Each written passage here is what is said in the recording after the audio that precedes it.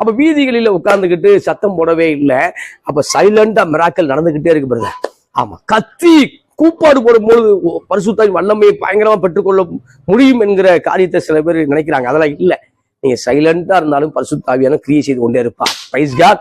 ஆமென். அப்ப சொல்லும் பொழுது அவர் வாக்குவாதம் செய்ய மாட்டார். ஆமா, 20ஆம் வசனம் வாசிக்கும் போது அவர் நியாயத்துக்கு ஜெயம் கிடைக்க பண்ணுவது வரைக்கும் நெறிந்த நாளிலே முறியாமலும் மங்கி எறிய திரியை அணையாமலும் இருப்பார். அப்ப நியாயம் கிடைக்கும் வரைக்கும் அவருடைய நாமத்தின் மேல் புறஜாதிகள் நம்பிக்கை வைப்பார்கள். Price God. அப்ப ஏசியா தீர்க்கதரிசி மூலமா சொல்லப்பட்ட காரியம் மத்தேயு 12ஆம் அதிகாரத்தில் நிறைவேறதை பார்க்கிறோம். ஏசியா 42ஆம் அதிகாரத்தில் சொல்லப்பட்ட காரியம்.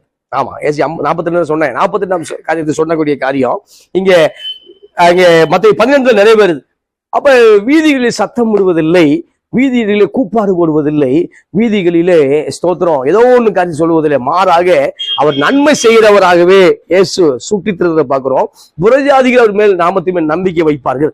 அவ புறஜாதிகள் நாமத்து அவர் மேல முதலாவது புறஜாதிகள் ஏற்றுக்கொள்வார்கள்ங்கிறதா தீவிரமான வார்த்தை. எனவே இன்றைக்கு யூதர்கள் ஏற்றுக்கொள்றானோ ஏற்றுக்கொள்ளலையோ, ஆனால் நீங்களும் நானும் ஆவிக்குரிய யூதர்களாக இருக்கிறோம். நீங்களும் நானும் இயேசுவை ஏற்றுக்கொண்டவராக இருக்கிறோம். முழு உலகத்திலும் புறஜாதிகள் தான் அதிகமாய் கிறிஸ்துவை ஏற்றுக்கொண்டிருக்கிறார்கள், இன்னும் ஏற்றுக்கொண்டே வருகிறார்கள். Praise the Lord. இப்ப அவர் சொல்லும் பொழுது அவர் நெறிந்த நாணலை முறிக்காமலும் மங்கி